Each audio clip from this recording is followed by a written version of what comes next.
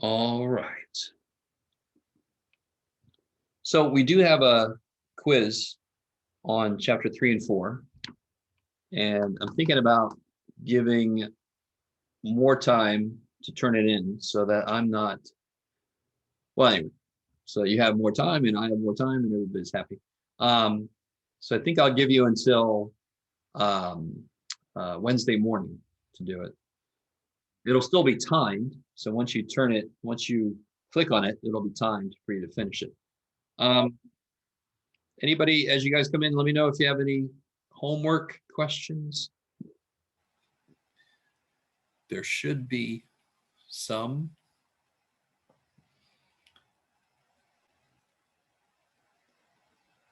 I would be shocked if there were actually truly none, but it's not impossible. It's not impossible to be loved by anyone. All right. No, nothing, nothing. So quiz on 3 and 4, and everybody's ready for that. That's good to hear. I have a question about the corrections. Sure. So when you do the corrections, like let's say you did a correction for 3.1, you would just resubmit it? Yes, in the same place you turn it in the first place. And it's going to say it's late because the system is dumb. It just goes by the one due date that I can give it. So you know it isn't late. Right. Okay. Thank you. You're welcome. 3.6, number 9.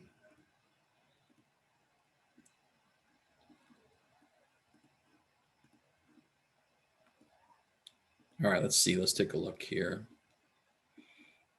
Let me move you guys over here. Bop. So number 9, this guy. Oh, okay. All right. Now, all right. So let's talk about homework for a little bit here. If the problem doesn't say graph, you don't graph.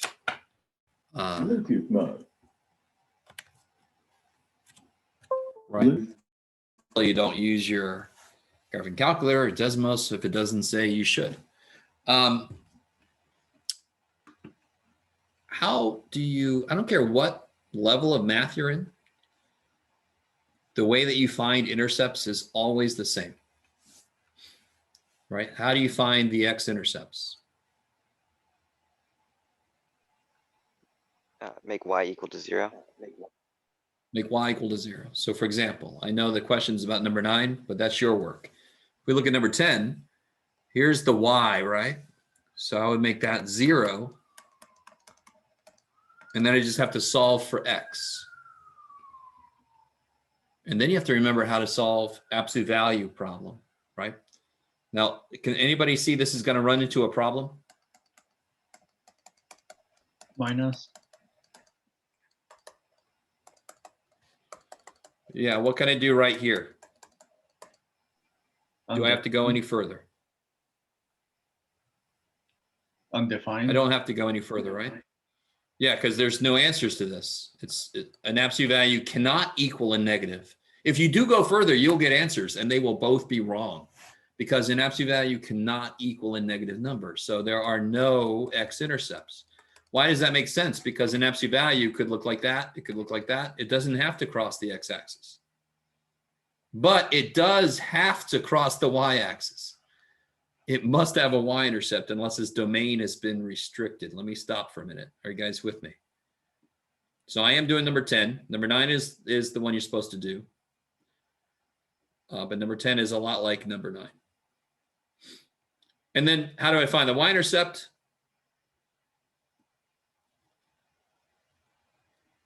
Make x equal to 0. Yeah, make x equal to 0. And that should be very simple because then your absolute value basically isn't as freaky because you'll have a known quantity in there. Is that okay? Does that answer the question, or was there a different question? I guess is that okay? I guess it's okay. All right. It's okay if it's not okay. That's what I want you guys to understand. It's okay if you have a follow-up question. It's okay. You can even say, Jeff, everything you just said didn't make any sense to me. I'm sorry. That's acceptable.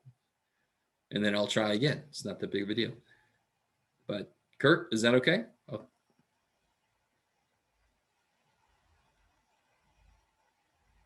Kurt, you still out there? Yeah, you sure? Okay. All right. How's everybody else? Anything else from homework stuff?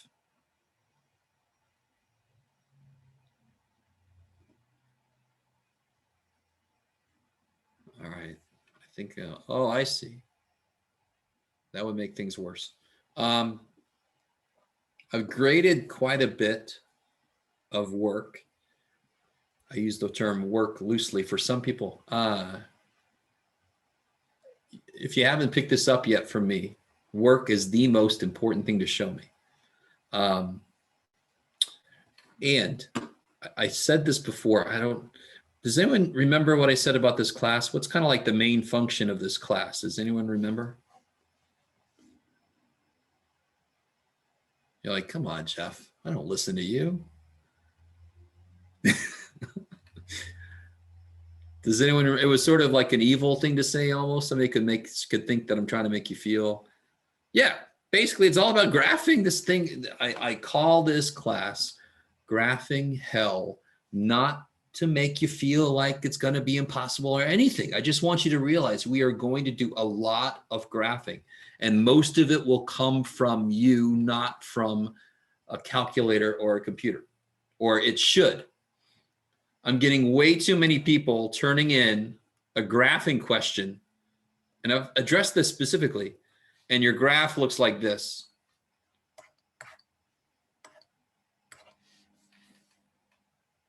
Or your graph looks like this, and that's it. So what's missing?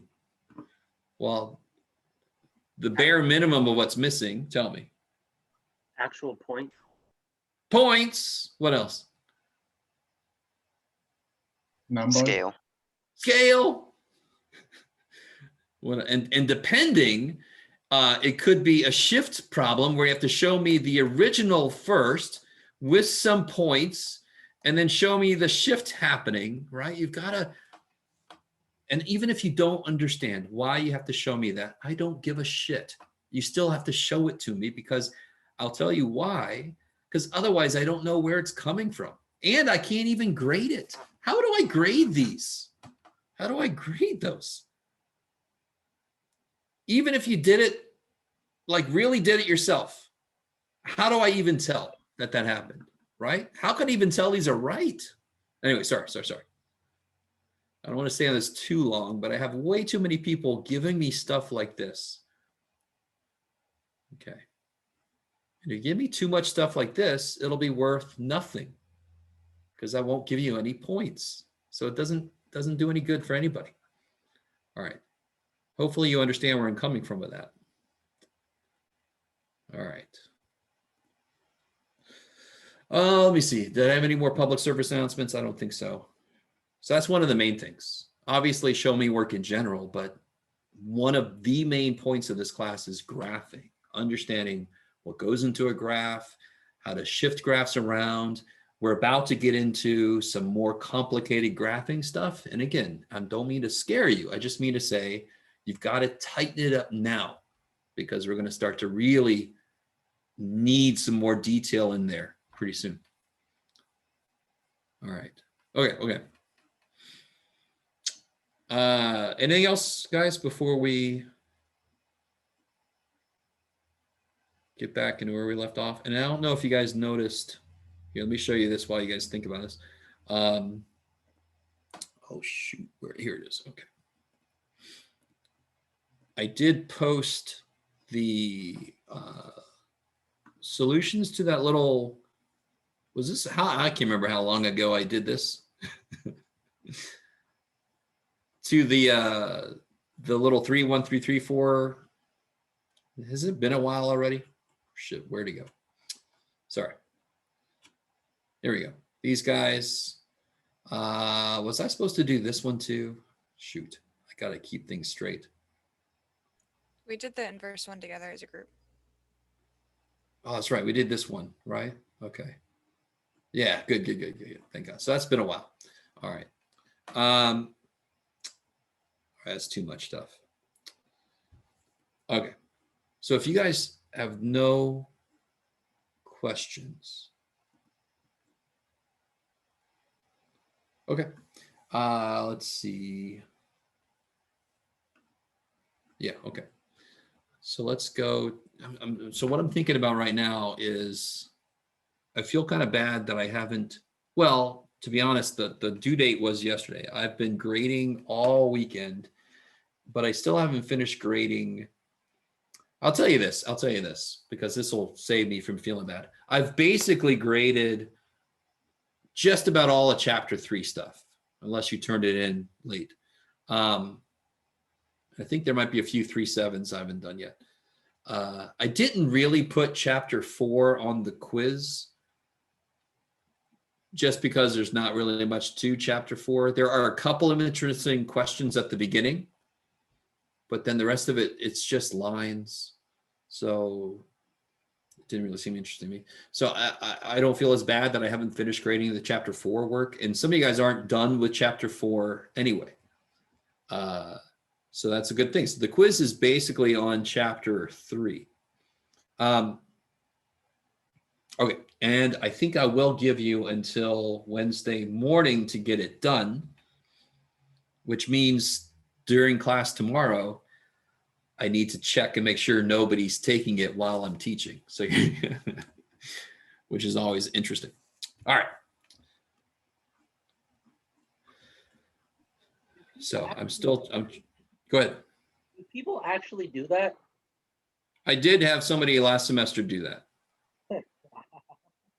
And I sort of was like to myself, oh yeah, I did give them more time. Let me check. And there was somebody taking the quiz. So I kicked him out of the meeting and then I told him to meet with me anyway. So, so that's just something I got to keep check on, since, anyway. So if there's no other questions, we're going to get back into chapter 5. Can we go over one thing real quick? Yes. I know we just talked about it, but I wanted to write it down a little bit more clearly for myself. Sure. Can we just go over a basic transformation function and how each little bit affects it? Sure. Look at that. That's a good question. Look at that. All right. Sorry. Let me turn off my Starbucks.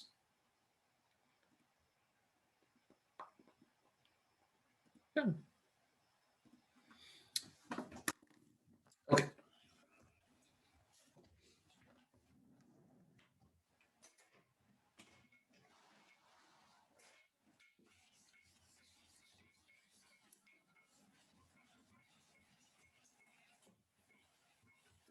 Let's start here. All right. Where did you go? There's a pen running around somewhere. Oh well. So if I have a function, it really doesn't matter what the function You're is. not the most in view. You can't Oh. see. I'm not at all in view. All right. It doesn't really matter what the function is. If I have a function, and I'll give you a concrete example over here. So if I have a function, it does this. What would that do to the original function? Shifts it to the left or Say again? it shifts it to the left or up. Oh, okay. Well, it's got to be one or the other.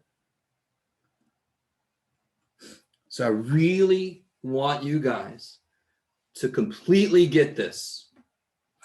Here we go. If it's outside, look what it does. It's the original function, all the original outputs. Isn't this all the outputs? What is f of x? What did it used to be? Why? Y. So this is all the y's plus 1. Doesn't that mean the whole thing just goes up 1? All the outputs are 1 bigger. So if it's outside, if it's not in with the x, if it's outside, it affects the up and down. If it's inside, it affects the left and right. and I'll blow your mind here in a minute. So here's the concrete example. What if it was square root of x plus 1 would be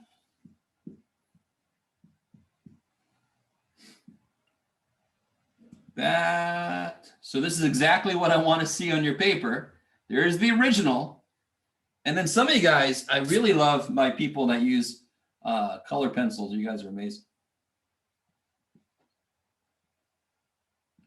And there's the answer. Original, answer. Right? So this will be a shift up 1. So this will shift up 1, no matter what the function is.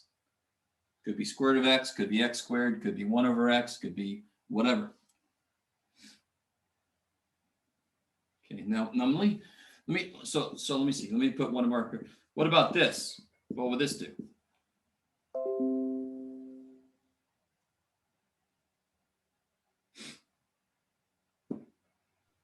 Left one. Left one. So if I had square root of x plus 1, it's inside now. It's going to affect the left and right.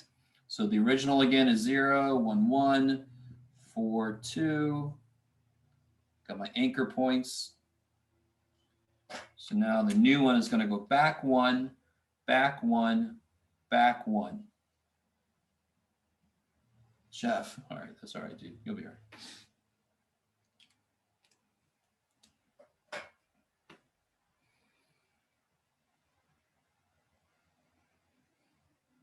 I like it.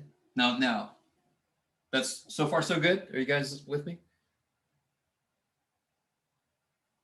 Okay. I always look to my people that I actually see. And then thank you for the thumbs up. I appreciate it. Now watch this. Let's look at this more specifically. In fact, let me do this. What would this function do? What would that function do? Left 1, up 1. Yeah, left 1, up 1. Because if it's in with the variable, it does the opposite of what it looks like. Because if the first thing I do is add 1 to my inputs, they can all be 1 smaller than they used to be. Does that make sense? That's why the whole thing shifts back 1. But watch this. Watch this shit. Can I subtract 1 from both sides? Yes. Is the 1 with the y now?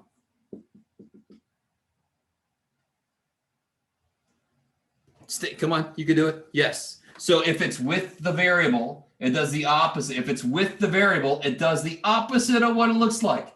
So in the x direction, it's going to go back 1. In the y direction, it's going to go up 1. Right?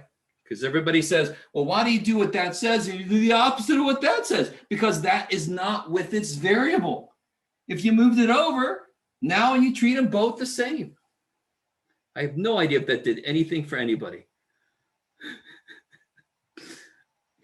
You're all like, that made me more confused. Thank you, Jeff. Damn. There's some beautiful ideas here. There's a level of it just freaking makes sense. And then there's a level of, oh, that's why it doesn't work the way I thought it would, because it's not where it would be to have to work that way. Okay. Stop it, Jeff. All right. So those are those two, right? That's the up and down stuff and the left and right stuff. Then we got the funkier ones. Question. Sorry? I have a question. Yes. So okay, I forgot. Sorry, I'll bring it up when I figure it out. I got you. Does anyone know what this is? What that would look like if I graphed it? Anybody? Plus minus square root of. Stop. No, I don't want the simplification or rewriting. I want to know what would it look like if I graphed it?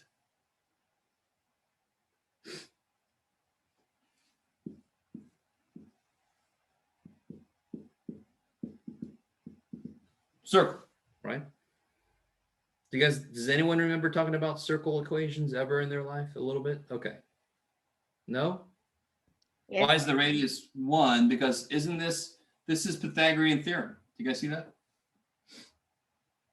X squared plus y squared equals 1 squared. That's what's true about every point on the circle, because every point in the circle defines a triangle. Let me stop for a minute. I'm getting a little ahead of myself, but I don't care. You guys semi with me? Doesn't every point on the circle create its own little triangle that's x by y? Wouldn't this distance be x squared plus y squared? So x squared plus y squared equals r squared is every circle that is centered at the origin of radius r. So what would this mean?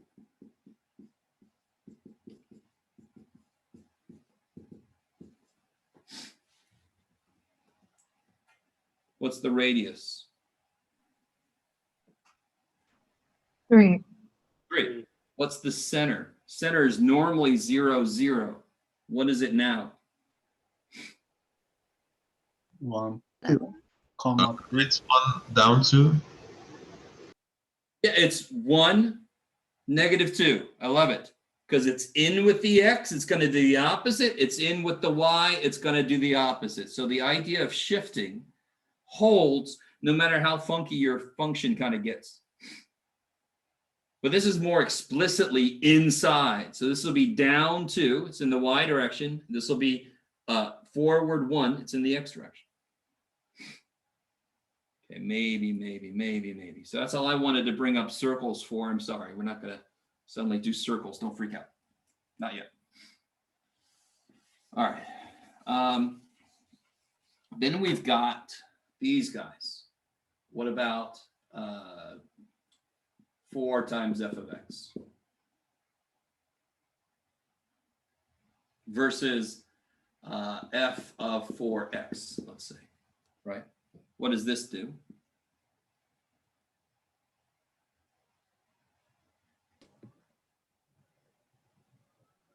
Does it flatten? No. Is it a stretch? Yeah. So what you do is, can you find, can I cover something and make f of x again? Yes. So it takes all the outputs and make all the outputs 4 times what they used to be. So if I had a square root, so this will be a vertical stretch. If I had a square root function,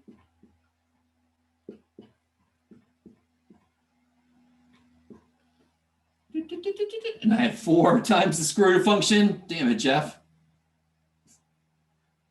So that would go to 4.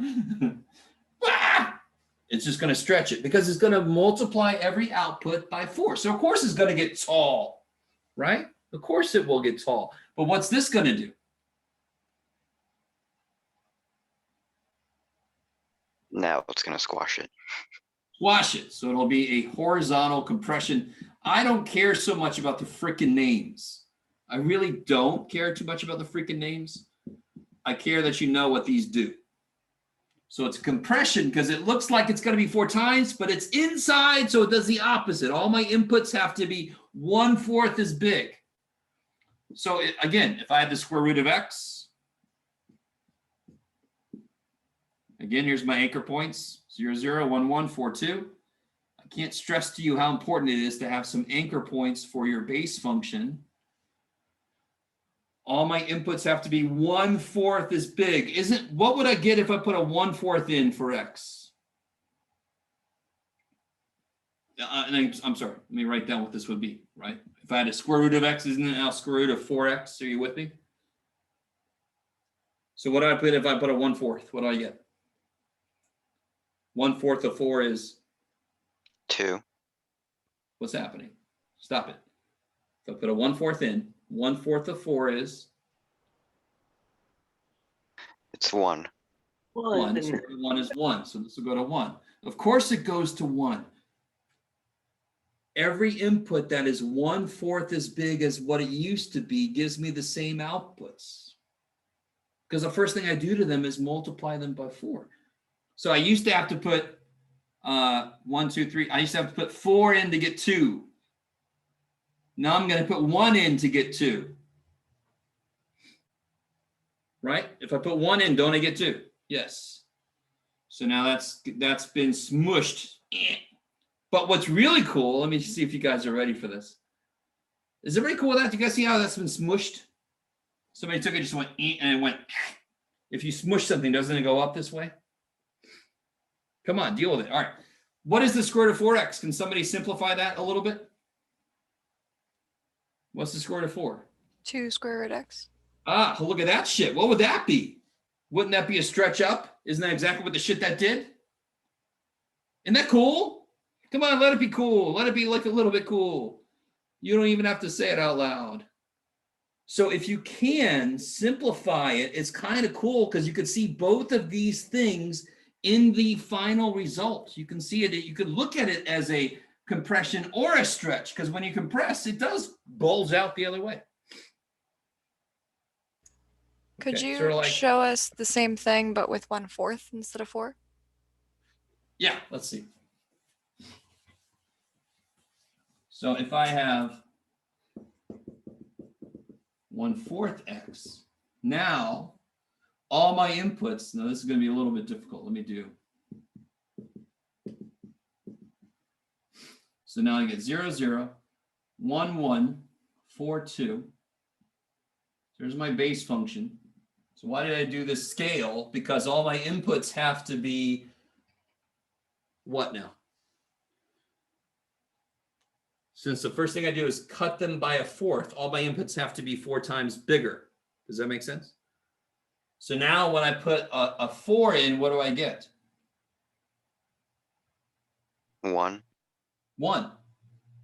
So a 1 used to give me 1. Now 4 times that gives me a 1. A 4 used to give me a 2. Now 4 times that gives me a 2. And yeah, right? 16 divided by 4 is 4. Square root of 4 is 2. So now it looks like that.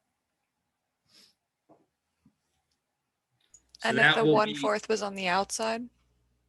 Yeah, so if the 1/4 is on the outside, that's actually the easier case, in a sense. Because now all you got to do is take all your old outputs and cut them by 1/4. So 0, 0, 1, 1, 4, 2. And again, it probably looks a little crooked to you, but oh well. So I just take 1/4 of this is 1/2, right? 1/4 of 2 is 1/2. 1/4 of 1 is 1/4. So that gets smushed. I should have really given myself a better scale, but too bad. It's outside. It does exactly what it looks like it wants to make a 1/4. It did. If it's inside, it actually stretches it that way, right? And again, you could kind of do the same thing we did down here, but I don't feel like doing it again. All right.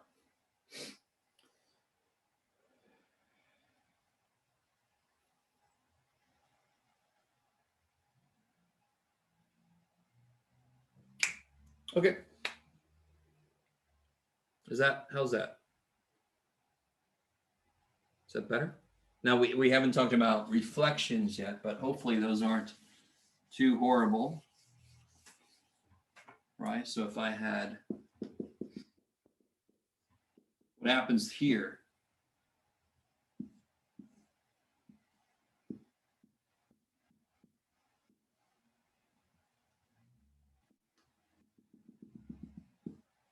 Anybody? It gets mirrored across the X. No. It flips. Say again? It flips to Flips. left. Yeah, it flips around the y-axis. So remember, when it's inside, left and right. So when the negative's on the inside with the x, it's going to be a left-right flip. When it's outside, it's going to be up-down flip. Now, I had a discussion earlier that was really interesting. So this would look like this. And real quick, why does that make sense? How do you figure out this domain? Isn't the inside have to be at least 0? Divide by -1, divide by -1. Doesn't x have to be less than or equal to 0? Bam.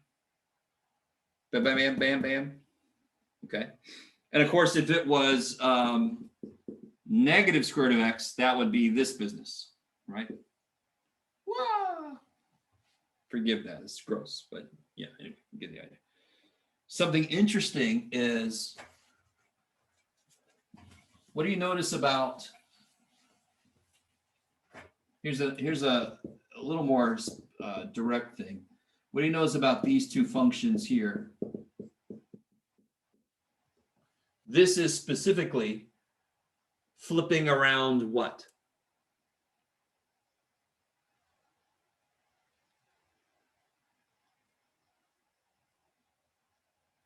No, okay. Damn it. Would it be the vertex? No. No. Does it flip Oh, around the x? I thought that was a 2. The x-axis? Yes, it'll flip around the x-axis. That would. And what would this do? Be on the y-axis. Flip around the y-axis. But mathematically, how do these relate? What is negative x cubed? Isn't it negative x cubed? Would they be considered an even function?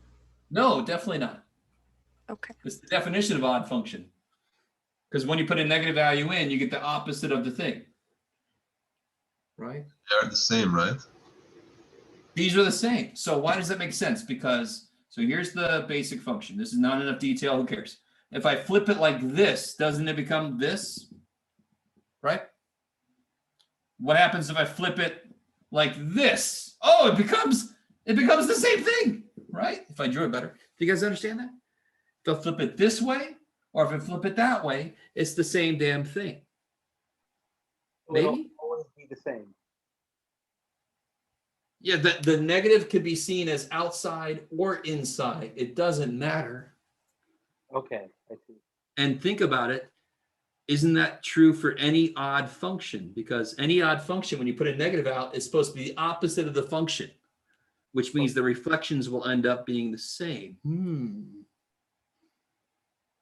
What? I'm sorry. I'm going a little too far, maybe. But I'd like to show you the cool shit about this stuff. Does that help with those? So if you've done the homework and you're not sure what I mean when I say show more work, what the shit, I give you a problem.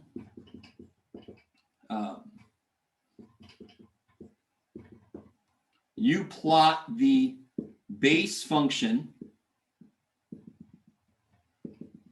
You list the shifts, and then you apply the shifts, and you draw the result. Do you guys understand?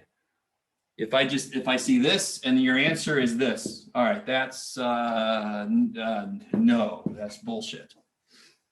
Complete utter bullshit. Now, if your work's on another piece of paper, what the hell? What are you doing? Scan that shit too? Don't give me that. I did all my work. How do I know? What the hell? Give it to me. Okay. So, let's see. Now I forgot what I was going to talk about. Any other questions? So that was a beautiful question. I mean, that's exactly the kind of question. You don't have to have a specific one from homework. You can just go, how does this work again? And then we'll talk about it. It's amazing. My mouse goes to sleep. I love it.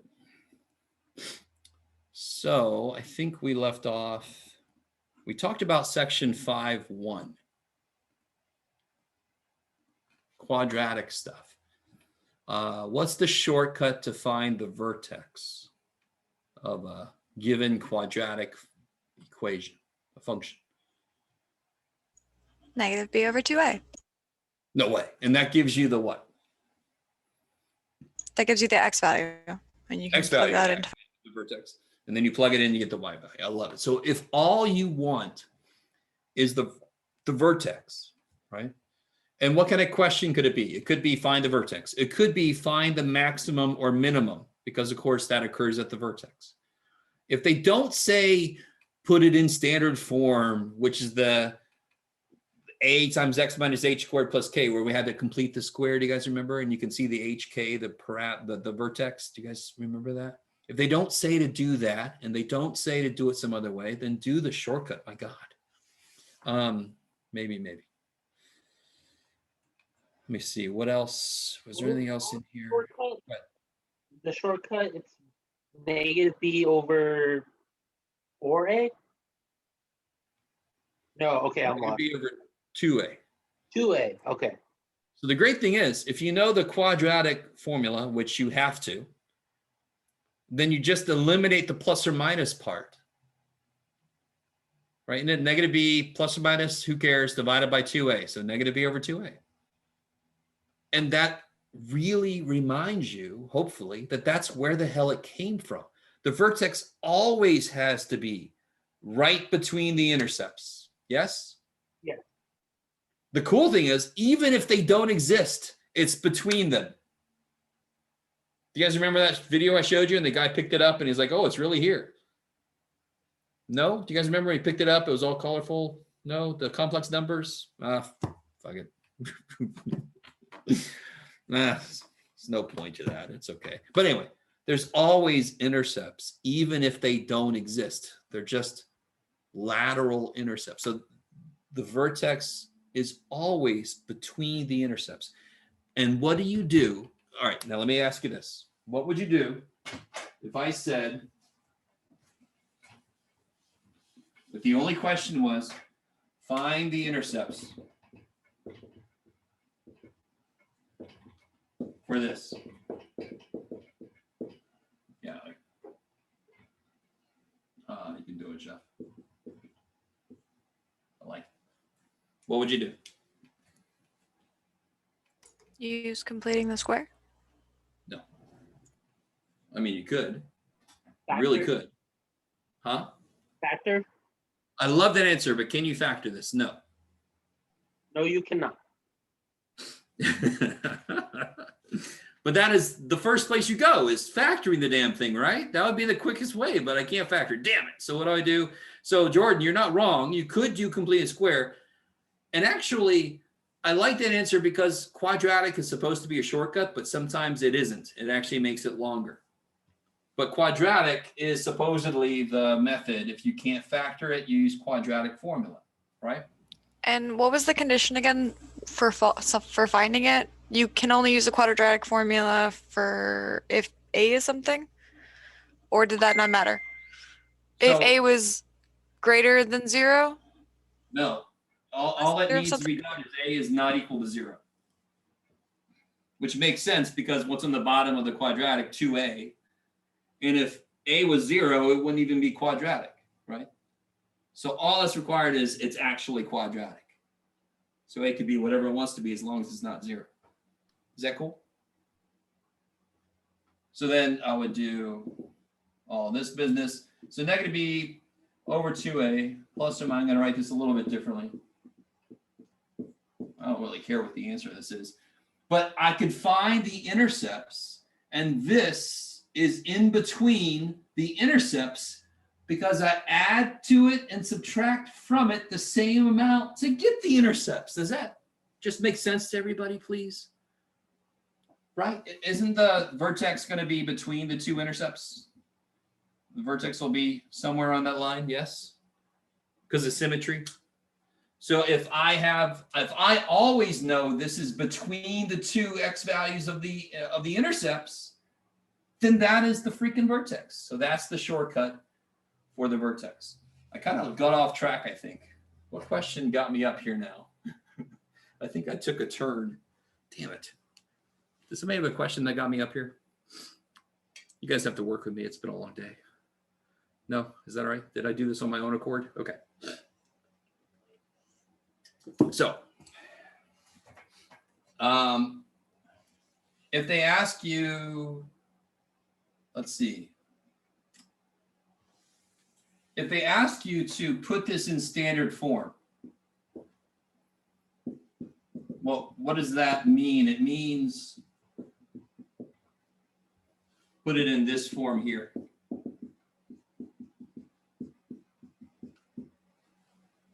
Then I can read off the vertex. I like it. And real quick, I'm sorry to bring this back up, but remember the circle thing I did earlier? This is the general form of a circle where the center is HK. This is the general form of a parabola where the vertex is HK. We really like H and K. And I don't even remember why, to be honest. I think I knew sometime, but I'm a math guy. So I just, all right, we like that? Cool. Sounds good to me. Because it doesn't really matter. Anything related to this while I'm up here? I felt like I wanted to say more and I can't remember now. Damn it. How do I, so to do this, remember this? I would make some room. Half of -4 is -2 squared is 4. Do you guys remember doing this? Subtract 4.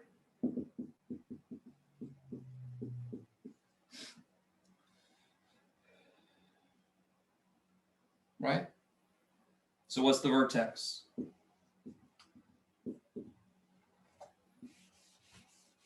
Be -2, 2. No, no, No. no. 2, 2. 2, 2. Opposite. Yeah, right. Okay. So then how do I graph this? All right. So 2, 2.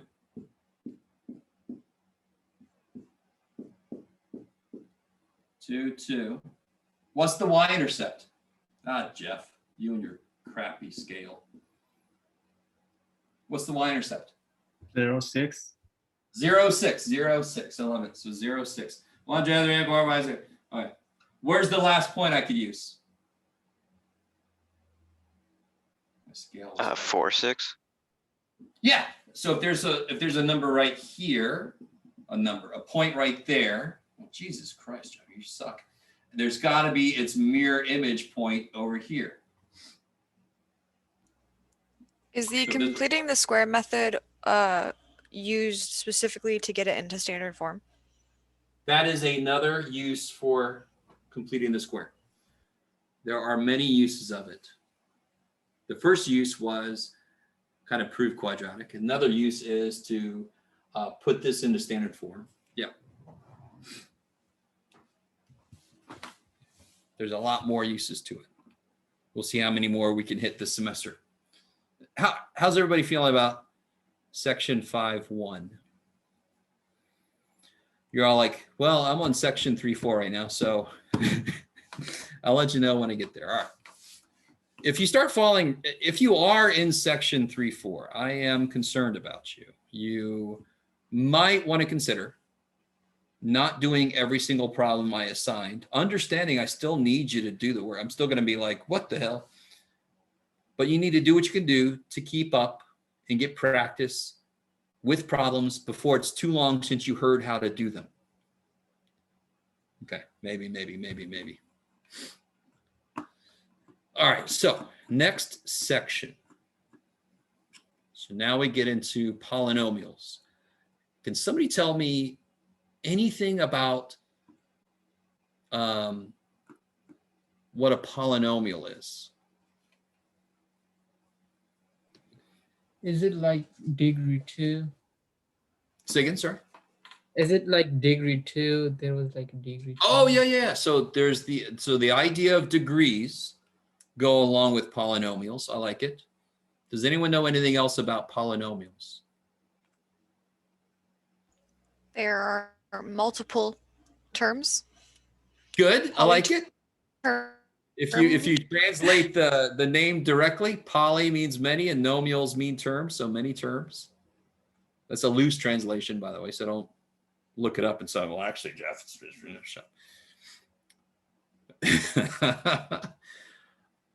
And do you guys remember, like, if it's one term, it's monomial, 2 terms, binomial? Do you guys remember that? 3 terms, trinomial, and after that, we're like, screw that. We're not going to name them all. All right. It's like, that's kid 7. We stopped naming them after 4 kids. All right. No, I don't have 7 kids. Okay. So the main thing about a polynomial, there's, believe it or not, there is a reason math people identify these things. The main point of a polynomial is that I can use whatever value of x I want to in there. I can use every value I want to for all the variables.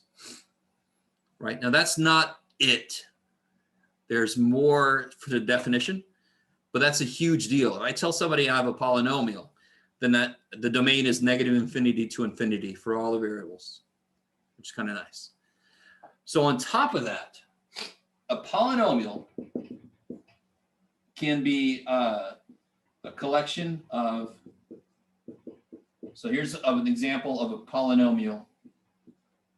All right, there's a polynomial right there. More specifically, it's a trinomial. Let's talk about degree real quick. How many, so look, I'll give you an example. I see 1x and 1y, so that has 2 letters, degree 2. So what's this degree? Degree 1. No. 2. 2. I see 2 x's, don't I? X times x, degree 2. What's this guy's degree? 7. 7. 1m, 1n, 1o, 4 p's, 7 total. So what's the degree of the whole thing? 7th degree, the highest degree I see.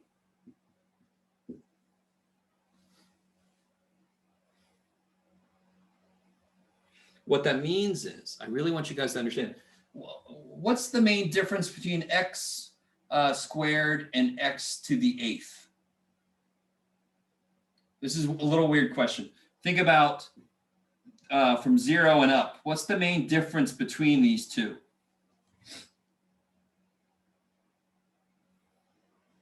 You could do it. What's 2 squared?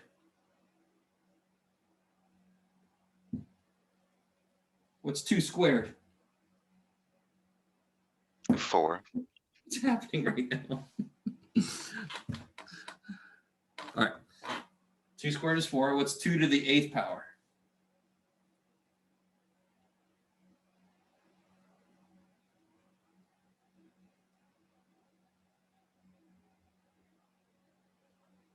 $256.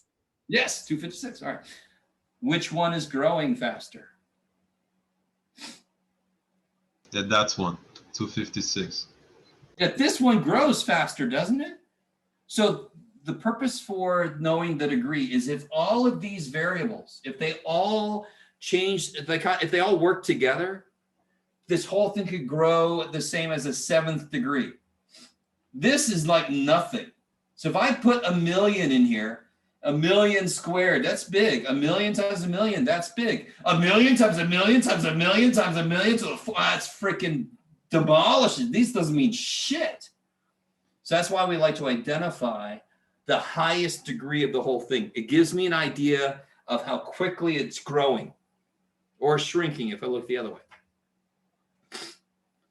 Okay, I like it. So I want you to know there's a purpose behind these words, right? There's a reason for them. Okay, that's enough of that terminology shit. Let's see. So each one of those pieces, the parts of a polynomial, are related to what's called power functions. Right, so like the area is an example of a power function. Ooh, right? So each term is sort of like its own power function. Is that cool? So if you see that book talking about a power function, that's all it means.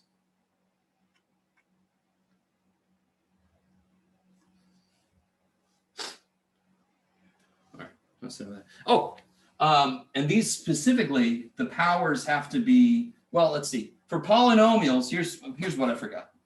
I don't want to go too deep into that. For polynomials, the other thing about polynomials is this a polynomial? And I haven't really given enough information right now, but let me see what you already know.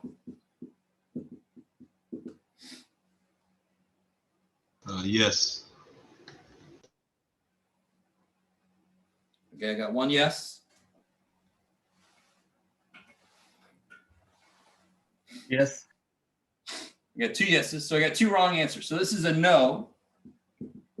Can I use whatever I want to for x? Try to plug a 0 in, what happens?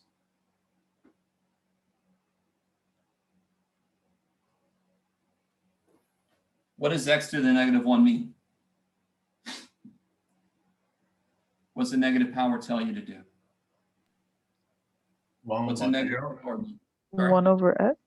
Yes. And what happens when you try to plug a 0 in that shit? It'd be 0. Oh my God. It's undefined. Undefined. Okay, good. Right? Okay. Right? We can't divide by 0. We all know this, correct? Yes. So, to make this very simple, the powers in a polynomial, the powers on the variables in a polynomial have to be whole numbers. They can't be negatives. They can't be fractions, because what's this? It's a square root. Square root function, and I can't use negatives, right? So we just restrict it as much just to make it always work. So polynomials, and what they end up doing, because of all the restrictions we put on them, polynomials can do some weird shit in the middle, but then they have to either always go up or always go down at the ends. Okay, I like it. Maybe. So what we're going to do in this chapter is we're going to figure out, how can I know ahead of time how many of these to expect, right? How can I figure out, what else I want to say? How can I figure out, this one is kind of weird. How many intercepts does this have? How many X-intercepts? It only has 1. This one kind of sucks. And then it does all this wobbly weird shit. So we're going to figure out how to find all the intercepts. We're going to figure out how do they act around the intercepts. So for example, I could have a polynomial function that looks like this. It goes through, and then it touches, and it turns, and then it goes through, and then it has a little wobble there. I like it. That's good. So it could either go through its intercept, it could just touch at the intercept, go through at the intercept. So we're going to learn how to know, just by looking at a polynomial function, what's going to happen at its roots, so that I can graph these things better. Okay. So let's see what the book's got for us here. Blah, blah, blah, blah, blah. Here we go.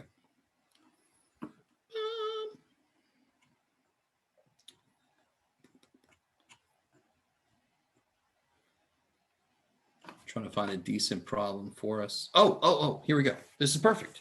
This leads right into what I want to talk about. So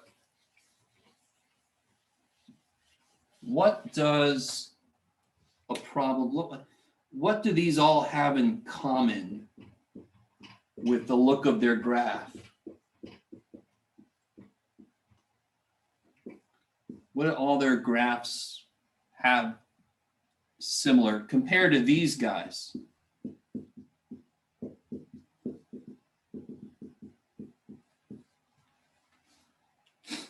So what does that squared look like? Looks like a parabola. Don't they all look like a parabola? Yeah, I believe so.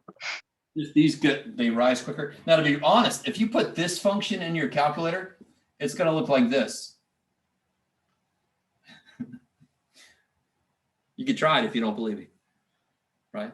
Because anyway, I really, isn't it going to rise like insane amounts the minute it gets a big enough X? But like something like 0.8 to the 100th power is small. So even if you got the 0.8, it's still small, and then it just goes crazy. Because 1.1 to the 100th is huge, and then 2 to the 100th is insane. So I don't know if anybody's trying that out right now. If you graph X to the 100th power, it's going to look almost flat down here, right? Maybe everybody just takes me at my word. Okay. Yes. So all of these have the same end behavior.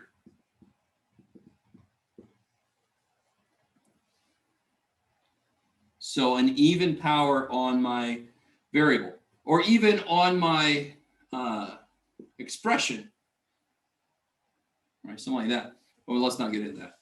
this means that the end behavior will be up on both sides. What about these guys? What will the end behavior be here? Opposite directions.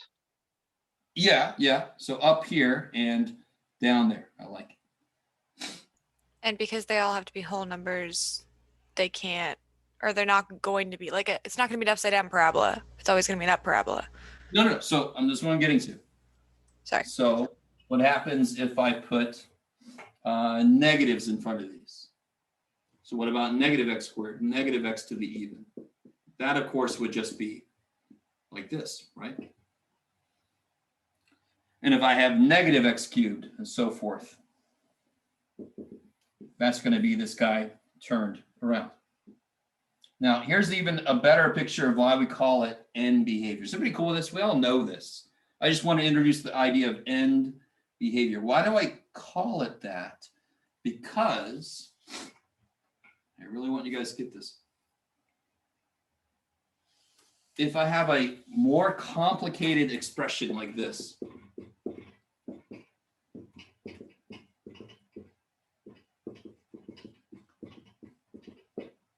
okay, yikes. What's the degree of this polynomial? 4. Fourth degree. So this is going to act like x to the fourth. That's the highest degree I see. So what will its end behavior be? It's going to be like this. Now, why do I draw it like that? Because in the middle, it could do weird shit. It could wobble because of all this other stuff. I really want you guys to get that. Because of all these other pieces in here, it could wobble in the middle, but it's got to eventually do what this guy says. Because when x gets really big, positive or negative, which piece is going to control everything? This piece. So that's a really good thing to know. If I'm supposed to graph this insane thing, a really good thing to know is sort of like getting the edges of the jigsaw done, right? What's the first thing you do with jigsaw? You normally do the edges, unless you're some insane person. So I kind of know the end of the puzzle, and now I just got to figure it in the middle, which is arguably the hardest part, but at least I got something done, right? Are you guys kind of with me out there? Thank you. That's why we call it, sorry. Yeah, okay. That's why we call it end behavior, because the other things we're going to learn will fill in what the hell's happening in the middle. All right. What about this? Let me throw this at you right now. What if I gave you this? What's the end behavior of this thing?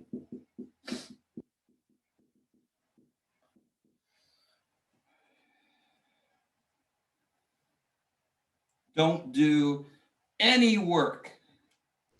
Opposite directions. Why? What is the degree of this thing? 7 right there. No. No? Isn't it 4? If I, now look, how is this different from this? Isn't this multiplied out? So then I can identify the highest power. If I multiply this out, do not. If I did, don't. What would the highest power be at the end? Can you see? 14. No. 28. I love you guys. No.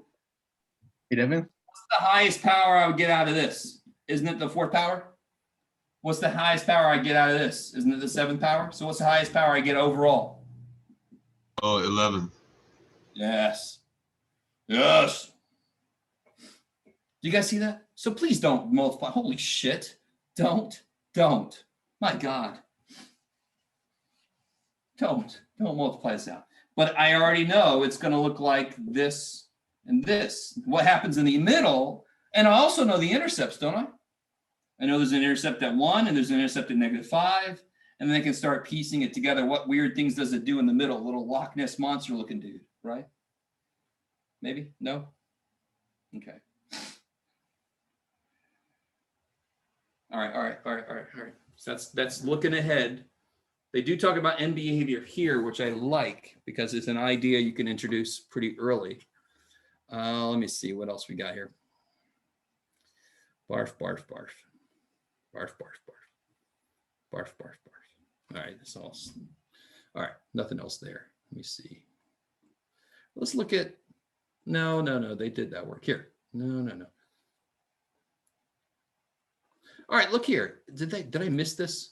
Let me see, hold on. I'm trying to figure out when they introduced this one idea, and I could just tell you early, why not? Let me show you this. So what's a possible highest degree for this?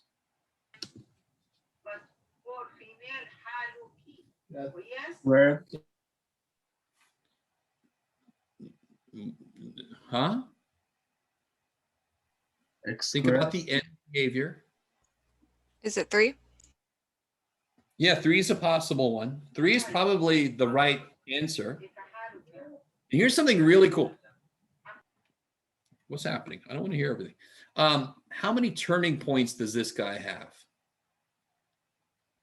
2. All right, here comes a note. You ready? I have no idea where the book tells you this. I'm going to tell you this right now.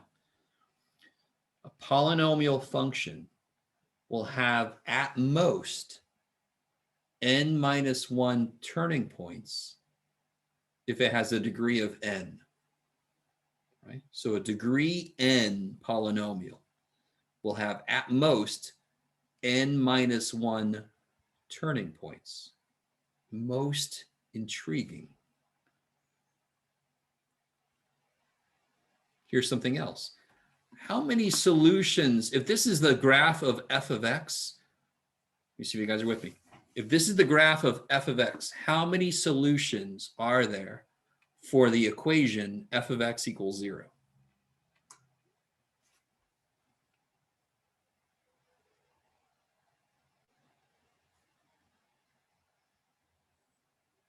And the way you figure that out is, what is f of x? What did it used to be? F of x just replaced what? Y. Y. So f of x equals 0 means y equals 0. How many times does y equal 0 on this graph? 3 times. 3 times. So another way to say f of x equals 0 are the x-intercepts. So any polynomial function of degree n must have n x-intercepts. They could be real or complex. Oh shit. I don't know if you guys remember, that's the fundamental theorem of algebra for that video that everybody forgot about. Yeah, fundamental theorem of algebra. So if I have a cubic function, I thought I did. If I have a cubic function, it must have 3 x-intercepts. They don't all have to be real. Now in this problem, how many x-intercepts are there? There's 3. So that kind of bolsters the idea that this is probably a cubic function. I don't know. Are you guys semi with me here at all? Just barely? Not really? All right. Shat. Why are you trying to say in such vagueness that it could be 3? Could it be more? Yeah, of course. This could have any odd power higher than 3. And we just don't know, just because it was indicated Just don't by know. Don't have arrows. enough information. We don't have enough information. And it's weird. Most likely, this looks like it's an x cubed. It's got 2 turning points. It's got 3 x-intercepts. It doesn't look too freaky with the slope of stuff. But I mean, so for example, watch. Here's a really easy example. We already had this up on the board, but let me make this point this way. And you guys you understand what I meant when I said at most. So I mean, how many turning points does this have? X cubed. Did it actually turn anywhere? No, it has no turning points. And it's got 1. So how do I graph this? I did, yay, because they didn't show any scale. So it's the same shape. Are you with me? It's the same shape. It's just the scale changes because it grows faster, but it's the same shape. We couldn't see what number you wrote up there. Bullshit. Why didn't anybody else say anything? So if it was this, that's what it looks like. No turning points, right? Doesn't turn. How do I graph this? I'm done. Because they didn't show any scale, right? So doesn't this have the same shape as x cubed?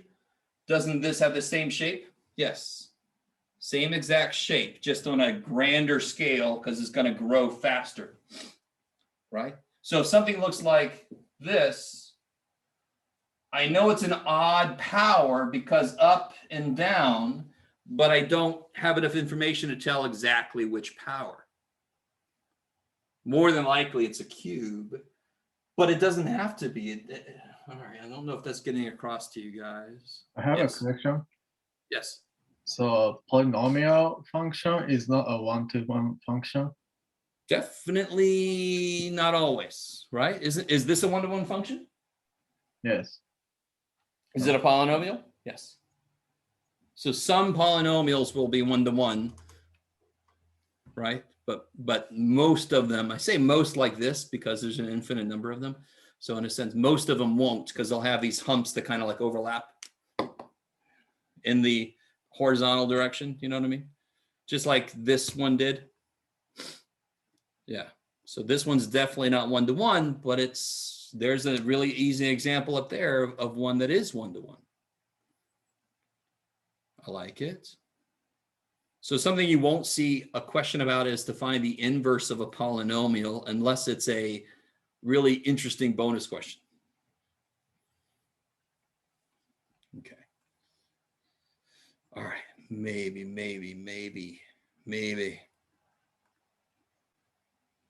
me see. I want to make sure I didn't miss anybody. And all right. So here comes the next big thing. I think, let me talk about one last thing and then I'll let you guys out of here.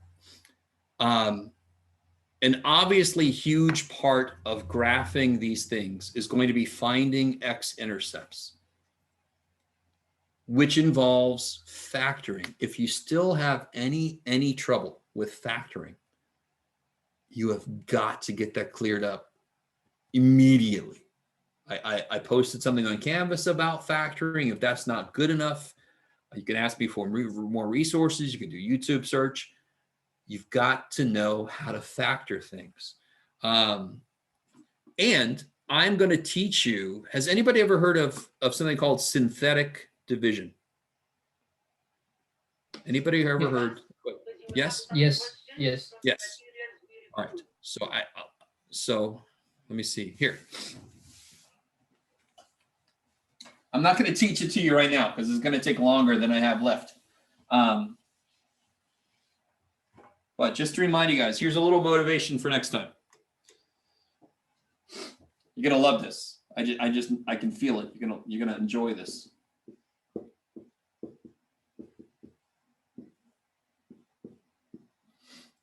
Sure. I like it. Do you guys remember doing this? I will tell you this right now. I don't believe the top factors, so you can't factor and do stuff. So how do you simplify this? The rest, we covered everything. Even I put for you, last time I saw you, February 8th, I put you the translation. Isn't it, wait, so you write all of the numbers except the x's, like Okay. plus. You're getting ahead of me. That's the shortcut. That's synthetic division. How would you do this if I said you had to do it by hand? What would you do? When you write it, of course, like that, right? And start going to town on that bad boy. How would you do, actually, look real quick. How would you do the first step? Is that what you call synthetic division? This, no, is not synthetic. Like I just said, synthetic is a shortcut that we have to work towards. We have to first know how the hell to do the long cut, right? I love you guys. So this, of course, is long division. This sucks, right? Doesn't this suck? Does anyone enjoy doing this?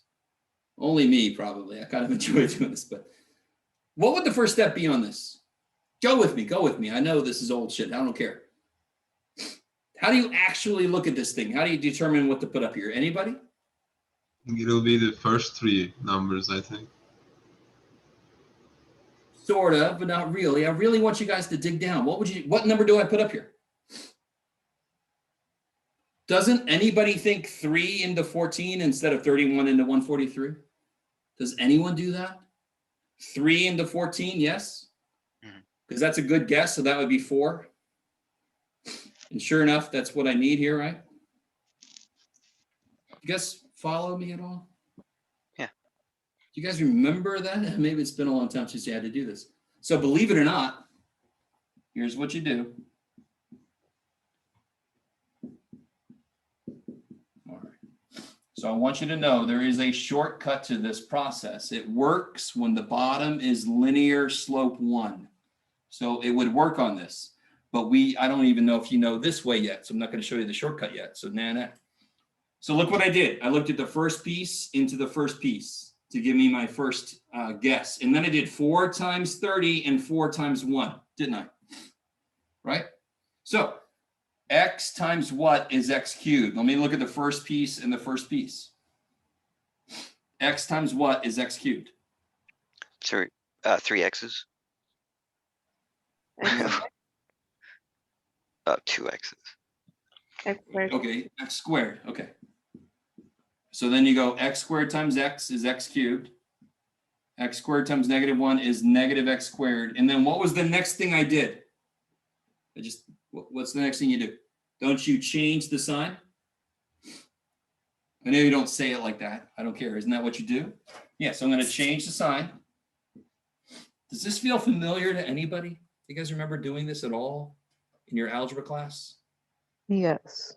Yes? Okay. One yes is all I need. So these cancel. 4x squared and x squared is 5x squared. Bring down the -3x. Doesn't this feels familiar? It's freaky, but it's exactly the same steps. X times what is 5x squared?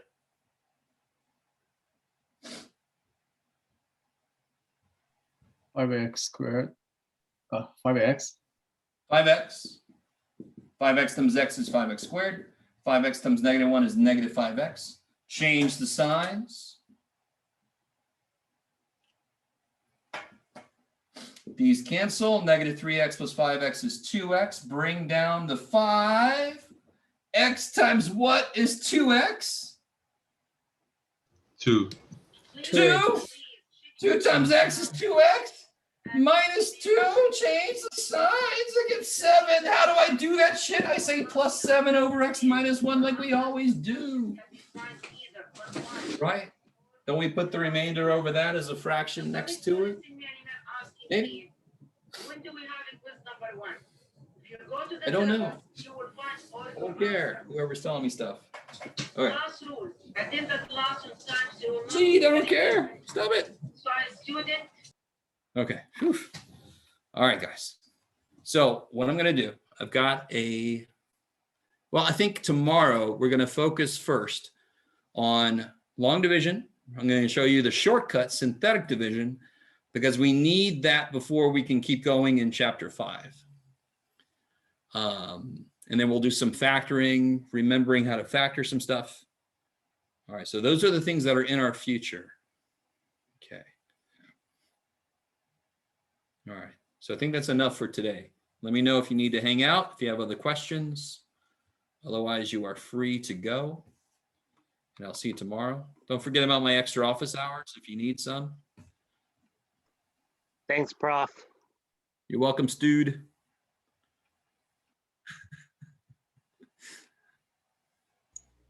And the quiz will be available after this? Yeah, actually, I got to go activate it. So quiz should be available within the next 10 minutes, I think. Okay. I got to do some stuff. Cool. Thank you. Thank you. You, anytime. I got quizzes. All right, guys. I don't see any questions. I'm going to head out. Have a good night. You too.